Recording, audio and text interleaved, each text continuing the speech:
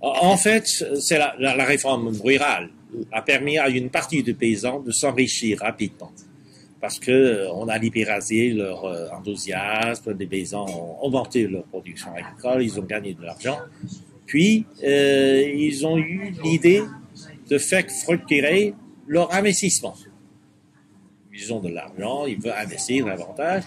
Et puis, à ce moment-là, au début des années 80, donc, on a vu émerger sur le marché chinois beaucoup de petites et moyennes entreprises rurales.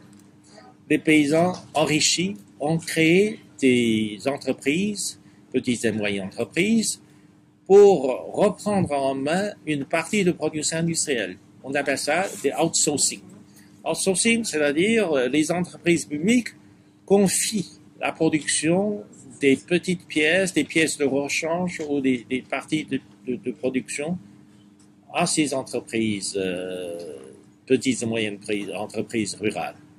Ces petites et moyennes entreprises rurales ont repris en main une partie de la production industrielle.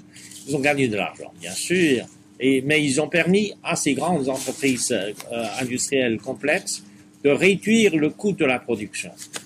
C'est devenu un jeu typiquement gagnant-gagnant pour les entreprises publiques industrielles, mais aussi pour des PME rurales.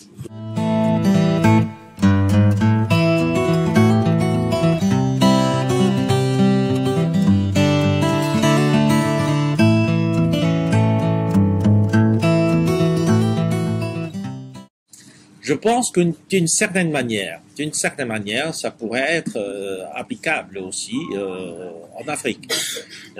Mais pour cela, il faudrait une base de l'industrie nationale, etc.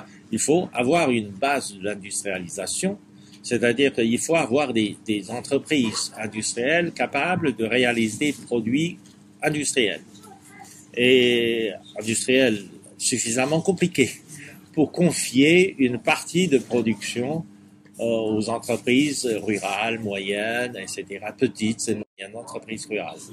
Est-ce qu'aujourd'hui, on observe au niveau de l'Afrique une envie de transformer le monde rural, notamment la transformation de produits agricoles, leur conditionnement? Est-ce que l'Afrique peut compter sur les petites machines agricoles chinoises pour amorcer ce changement que vous avez connu? Je pense qu'en Afrique, vous avez un engouement pour l'amélioration de la production agricole. Donc, les paysans africains auraient besoin des machines de travail sur les champs, etc., des tracteurs, c'est toutes sortes d'outils mécaniques de la production agricole. Et là-dessus, oui, la Chine peut vous aider. La Chine peut d'abord vous vendre des produits de toutes sortes parce que la Chine a développé des appareils de production agricole de toutes sortes. Donc, la Chine peut vous aider et d'abord pour réaliser ça, pour mécaniser votre production agricole. Puis, la Chine peut vous aider à construire, à bâtir une base de production des appareils de production agricole, petit à petit.